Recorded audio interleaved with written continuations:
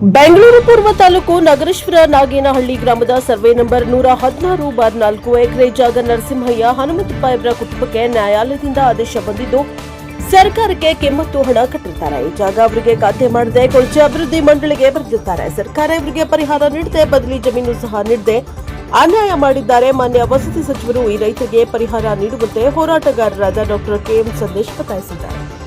Bureau report fresh up TV Bengaluru. ಅಂದ್ರೆ ಏನಂದ್ರೆ ಖಾತೆ ಮಾಡ್ಕೊಳ್ತೀರಾ, ಈ ಜಾಗನ ನಮ್ಮ ಸ್ಲಮ್ ಬೋರ್ಡ್ಗೆ ಬರೀತಾರೆ. ಈಗ ಸ್ಲಮ್ ಬೋರ್ಡ್ಗೆ ಬರೆದಿರೋಂಥದ್ದು ಸರ್ಕಾರದಿಂದ ಬಡವ್ರಿಗೆ ಅನುಕೂಲ ಆಗೋದಕ್ಕೇನೆ. ಅದು ನಾವು ಬೇಡ ಅಂತ ಹೇಳ್ಬಿಟ್ಟು ಹೇಳೋದಲ್ಲ, ಮತ್ತೆ ಇಲ್ಲಿರೋಂಥ ಬಡವ್ರಿಗೆಲ್ಲ ಅನ್ಯಾಯ ಮಾಡ್ರಿ ಅಂತ ಕೂಡ ನಾವು ಹೇಳೋದಕ್ಕಾಗಲ್ಲ. ನಾವು ಅಂಥ ಮಾತೆಲ್ಲ ಮಾತಾಡಲ್ಲ. ಆದರೆ ಇಂಪಾರ್ಟೆಂಟ್ ವಿಚಾರ ಏನಂದರೆ, ಇಲ್ಲಿರೋಂಥ 4 ಎಕರೆ ಜಮೀನು ಪಾಪ ಬೆಳೆ ಬೆಳೀತಾ ಇದ್ದವ್ರು ಇವರು, ಯಾರು ರೈತರು, ಇವ್ರಿಗೆ ಮೋಸ ಮಾಡಿ ಇವ್ರಿಗೆ ಪರಿಹಾರ ಕೊಡಬೇಕಾಗಿರೋಂಥ ದುಡ್ಡು ಕೂಡ ಕೊಡ್ದಿರಾ. ಈ ಕಡೆ ಜಮೀನು ಪರ್ಯಾಯವಾಗಿ ಎಲ್ಲಾದರೂ ಒಂದು ಕಡೆ ಜಮೀನಾದರೂ ಕೊಡ್ಬೋದಾಗಿತ್ತು, ಆ ಜಮೀನು ಕೊಡ್ದಿರಾ. 1 ಎಕರೆಗೆ ಇಷ್ಟು ಅಂತ ಹೇಳ್ಬಿಟ್ಟು ದುಡ್ಡು ಕೊಡ್ದಿರಾ. ಇವ್ರು ಇಡೀ ಫ್ಯಾಮ್ಲಿನ ಕರ್ಕೊಂಡ್ಬಂದು ಇವತ್ತು ಬೀದಿಯಲ್ಲಿ ನಿಲ್ಲಿಸಿರೋದು ನೋಡಿ. ಇವರೆಲ್ಲ ಅವ್ರ ಕುಟುಂಬಸ್ಥರು. ಇದಕ್ಕೆ ಸಂಬಂಧಪಟ್ಟಂಗೆ ಮಾನ್ಯ ಜಮೀರ್ ಸಾಹೇಬರು ಮತ್ತು ನಮ್ಮ ಕೊಳಗೇರಿ ಅಭಿವೃದ್ಧಿ ಮಂಡಳಿ ಏನು ಮಾಡುತ್ತೆ, ಈ ಜಮೀನಲ್ಲಿ ಇವರು ಪೊಸಿಷನಲ್ಲಿದ್ದಾರೆ ಅಂತ ಹೇಳ್ಬಿಟ್ಟು ವರದಿ ಕೊಡುತ್ತೆ. ನೋಡಪ್ಪ, ಪುಟ್ಟರಾಜ್ 2 ಎಕರೆ, ಮುನ್ರಾಜ್ 1 ಎಕರೆ, ಅವಲಪ್ಪ 1 ಎಕರೆ, ಇವರೆಲ್ಲ ಇವ್ರ ಕುಟುಂಬಸ್ಥರು. ಯಾರೋ ಹನುಮಂತಪ್ಪನವ್ರ ಕುಟುಂಬಸ್ಥರು, ರಾಮಮೂರ್ತಪ್ಪನವ್ರ ಕುಟುಂಬಸ್ಥರು. ಇವ್ರಿಗೆ ಇವರೇ ಪೊಸಿಷನಲ್ಲಿದ್ದಾರೆ ಅಂತ ಕೊಡ್ತಾರೆ. ಇವ್ರನ್ನ ಇನ್ನೊಂದು ಕಡೆ ಶಿಫ್ಟ್ ಮಾಡೋ ಅಂಥದ್ದಾಗ್ಬೋದು, ಅಥವಾ ಇವ್ರಿಗೆ ಒಂದಷ್ಟು ಪರಿಹಾರದ ಹಣವನ್ನು ಕೊಡೋ ಅಂಥದ್ದಾಗ್ಬೋದು, ಮಾಡಿಲ್ಲ. ಹಂಗಾಗಿ ನಾನು ಮಾನ್ಯ ಜಮೀರ್ ಸಾಹೇಬ್ರಲ್ಲಿ ಮನವಿ ಮಾಡ್ತಾ ಇದ್ದೀನಿ. ತೀರಾ ಬಡವರು ಇವರು, ಈ ಜಮೀನು ನಂಬ್ಕೊಂಡು ಬದುಕ್ತಾ ಇದ್ದವರು.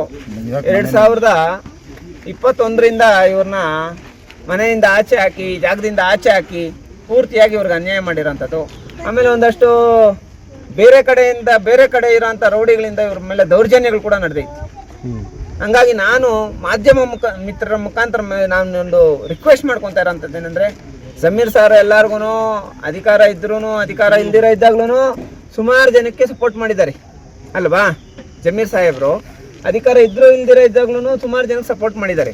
ಇವತ್ತಿನ ದಿನ ಸರ್ಕಾರ ನಮ್ಮ ದಲಿತರ ಜಮೀನಲ್ಲಿ ಇವರ ಒಂದು ಋಣದಲ್ಲಿದೆ.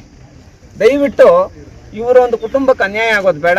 ನಾವು ಈ ವಿಚಾರಕ್ಕೆ ಸಂಬಂಧಪಟ್ಟಂಗೆ ನಿಮ್ಮ ವಿರುದ್ಧ ಹೋರಾಟಗಳು ಮಾಡೋದು ಬೇಡ. ದಯವಿಟ್ಟು ಈ ಬಡವ್ರಿಗೊಂದು ನ್ಯಾಯ ದೊರಕಿಸುವಂಥ ಕೆಲಸ ಮಾಡಿ.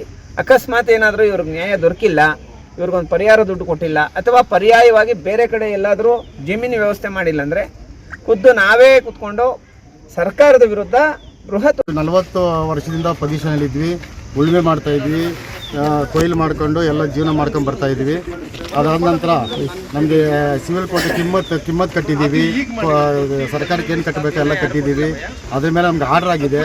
ಆರ್ಡರ್ ಆದ ನಂತರ ನಾವು ಹೋಗಿ ಸಿವಿಲ್ ಕೋರ್ಟ್ಗೆ ಹೋಗ್ತಿಲ್ಲ. ಸಿವಿಲ್ ಕೋರ್ಟಲ್ಲಿ ಡಿಗ್ರಿ ಆಗಿದೆ ನಮಗೆ. ಅದ್ರ ಮೇಲೆ ಅದಾದ ನಂತರ ನಾವು ಸ್ಲಮ್ ಬೋರ್ಡ್ಗೆ ಒಂದು ಅರ್ಜಿ ಹಾಕಿರ್ತೇವೆ. ಆ ಅರ್ಜಿಯಲ್ಲಿ ಎಲ್ಲ ನಮಗೆ ಈ ಥರ ಎಂಗೇಜ್ಮೆಂಟ್ ಕೊಟ್ಟಿರ್ತಾರೆ. ನಮ್ಗೆ ಕೊಟ್ಟಿರ್ತಾರೆ. ನಾವು ಅದ್ರ ಮೇಲೆ ನಾವು ಏನು ಮಾಡೋಕ್ಕೆ ನಮಗೆ ಶಕ್ತಿ ಇಲ್ಲ. ನಾವು ತುಂಬ ಕಡು ಬರೋರು, ನಮಗೇನು ದಿಕ್ಕೋದಿರೋ ನಾವು ಇದರಲ್ಲಿ ಇದ್ದೀವಿ.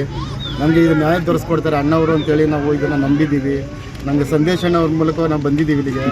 ಅವ್ರು ನಡೆಸ್ಕೊಡ್ತಾರೆ ನಾವು ಭರವಸೆಯಿಂದ ನಾವು ಇವತ್ತಿನ ದಿವಸ ಅವ್ರ ಜೊತೇಲಿ ಇದ್ದೀವಿ ಅನ್ನೋದಕ್ಕೆ. ಅವ್ರು ನನ್ನ ಜೊತೇಲಿ ಇರ್ತಾರೆ, ನಾವು ಅವ್ರ ಮುಖಾಂತರ ಹೋಗ್ತೀವಿ ಅಂತೇಳಿ ಈ ಸಂದರ್ಭದಲ್ಲಿ ಹೇಳೋಕ್ಕೆ ಇಷ್ಟಪಡ್ತೀನಿ.